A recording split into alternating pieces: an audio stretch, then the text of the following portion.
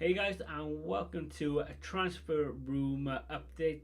I'm recording this on Monday the 31st of July, so some of these transfers go in within, well, this will be up on Tuesday, but if it goes over the next 24 hours, then obviously I apologise, but coming to some transfer rumours that I'm going to go around and see what is actually happening in the transfer market.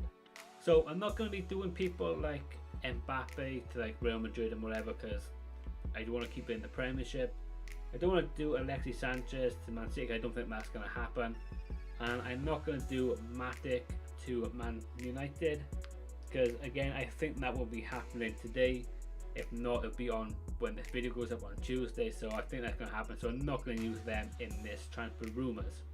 It's just going to be Premiership. So some of these you think might not happen. Some of them everyone will know it's probably going to happen, stuff like that. So yeah, so let's get into today's video. And we're going to start off with Adrian, obviously plays for West Ham. Now he has been linked with a move away to Newcastle. Newcastle are interested in him, seen as West Ham have signed Joe Hart on loan for the season. I think he wants to leave to try and get first in football, and especially because I think it's Neil Sullivan, one of the owners of West Ham. I'm not sure which one it was, because obviously they got two owners there. But one of the owners put on Twitter that is basically that it's good to have a professional goalkeeper at the club now with Joe Hart there. And Adrian took offence to that, obviously, as you would, saying that Mia and Dan Randolph are still here doing a professional job the last couple of years and whatever. So he's kind of not happy there at the moment. So actual rumours that he might be interested in going to Newcastle. To be honest, I won't blame him if he does go to Newcastle, because obviously everything that happened with the owner. So yeah, someone actually questions professionalism in football. It's not a big surprise that he actually wants to leave, and maybe, yeah, like I said, Newcastle would be a good move for him and a good move for them. He'd definitely be the number one choice. So yeah, that is one transfer rumour that might be happening. So we're going to move into the defence now, and we're going to start with Cedric Soares. Obviously plays for Southampton. Now he is being linked with a move to Chelsea. I think this is just a rumour, to be honest. I don't think this is going to happen, to be honest. I don't really think they are interested in him. I know they're interested, Chelsea this is. I know they're interested in Alex Sandro from Juventus, so I think that is going to be one.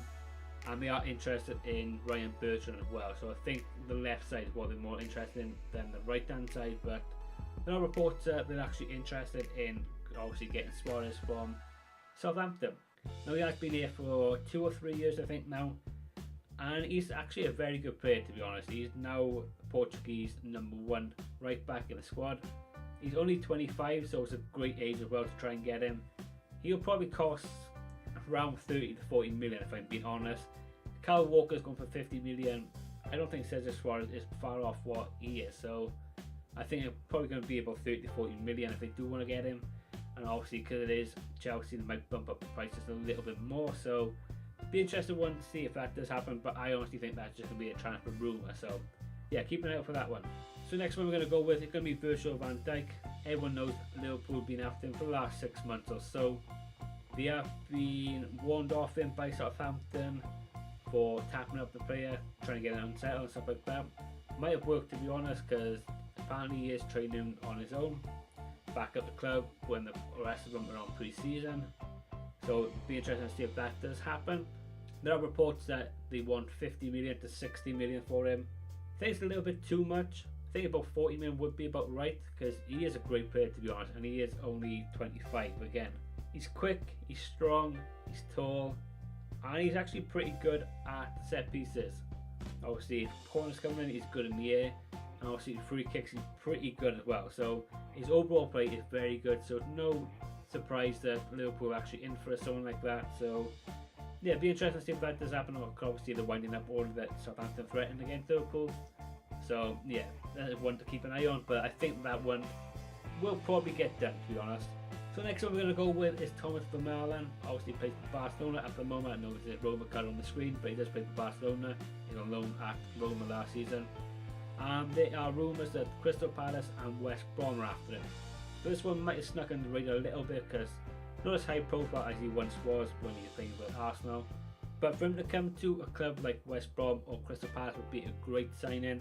He has been a little bit injury prone the last few years since he left Arsenal. I'm not sure how he done last season with Roma, to be honest. They might have gone a whole season pretty fit, but except from last season, the last few years he had been injury prone since he left Arsenal, like I said, to Barcelona. But he would be a very good signing for obviously West Brom or Crystal Palace. Solid player. If he got over his injuries, and he'd be a quality player for any team that gets him. Now reported to be about £8 million, which is a very good price for someone with that experience and that class in the centre defence. So yeah, that is one to keep an eye on as well. If it does go through or not, I think he will actually leave Barcelona because I think they've got better players there, but we want to keep an eye on that one. The final defender we're going to go with is going to be Kieran Gibbs. Obviously plays for Arsenal.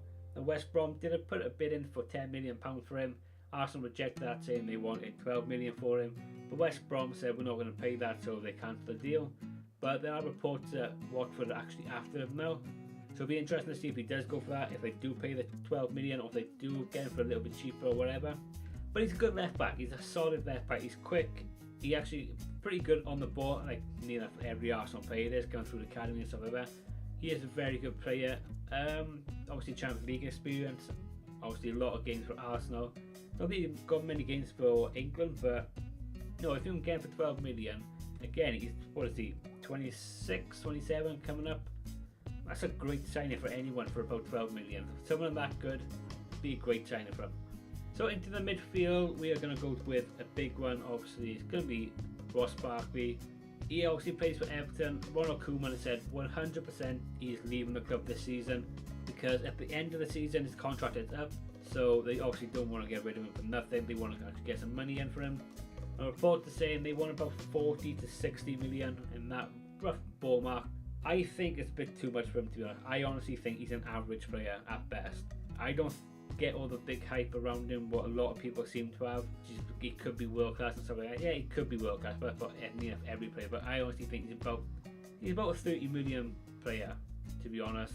Yeah, I think he's a very, very average player. But there are reports that Man United are after him and Spurs are after him, but I really don't see where he's going to get in the teams.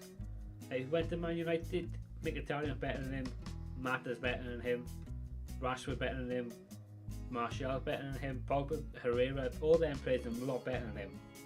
And if he goes to Spurs, Dele Alli's better, Eriksen's better, Son is better, Wanyama, Dyer, all them players are so much better than him. So if he does go to one of them clubs, I can only see him being a squad player, if I'm being honest, not a first team player. So obviously, like I said, Everton want him to go, get money in for him. Koeman said he's going, whatever happens. But it'd be interesting to see where he ends up. But yeah, there are rumours that United and Tottenham are after him. So next one we're going to go with is going to be Fabian Delph. Obviously plays for Man City. There are reports again that Crystal Palace and Stoke are after him. Apparently Stoke actually put a bid in for him.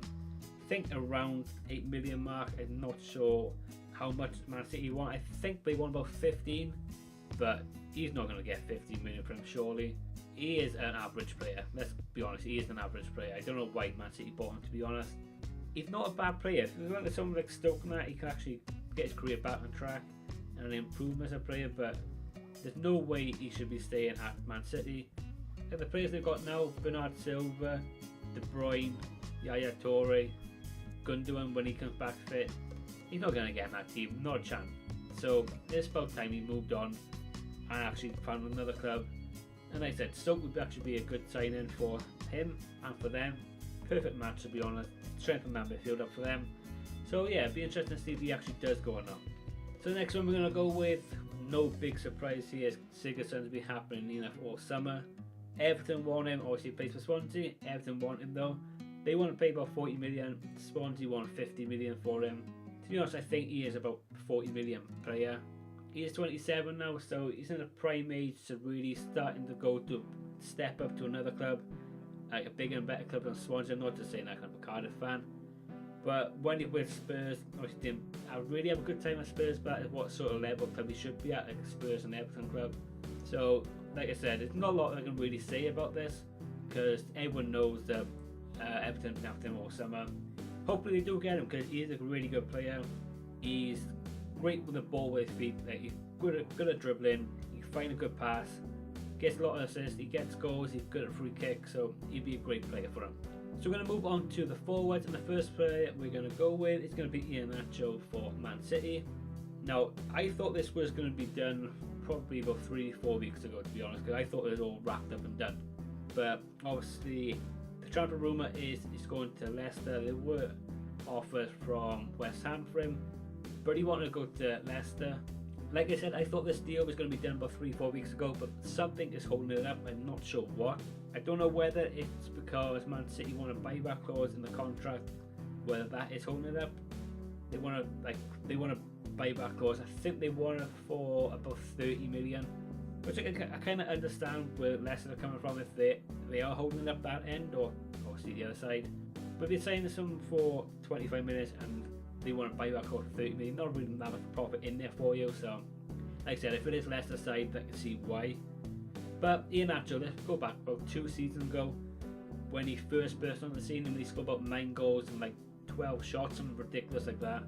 He looked like he's going to be an amazing player, but obviously with Man City they went and bought Gabriel Jesus last season in January, so that stopped the kind of overall progress with the team.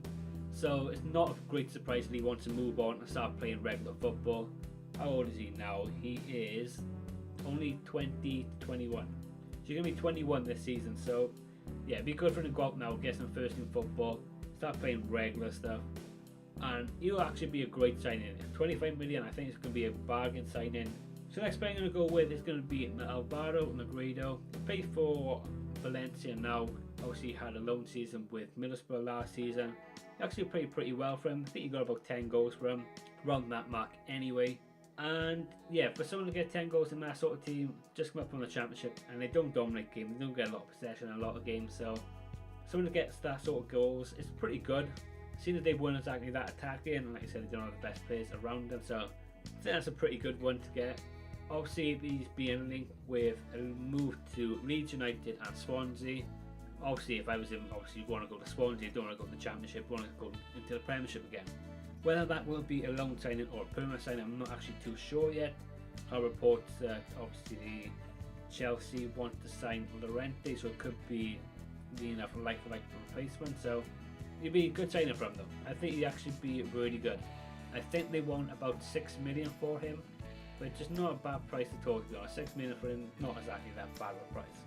So the last player we're going to go with to round up the whole transfer talk is going to be Lucas Perez. Obviously plays for Arsenal. Now there are reports that he wants to go back to Deportivo, and they've offered him a 10-year contract. Obviously he signed for Deportivo last year for about 12 or 14 million, I think it was. He actually had a really good season over there. But there are also reports that Newcastle want to sign him. So if I was him personally, I would want to go to Newcastle, get first team football, and to try and show Arsenal that he can hack it in the Premiership. Now, I understand if he did want to go back to Deportivo, obviously he signed with Deportivo last year, so he's going back to familiar places and get a form back, whatever. But I would go to Newcastle, just like I said, trying to rub in Arsenal face to show he can do it in the Premiership. I don't really know why he didn't really play that many games. He played a few games in the Cups and the Champions League, and he was scoring goals, but he just never really got a chance in the first team in the Premiership.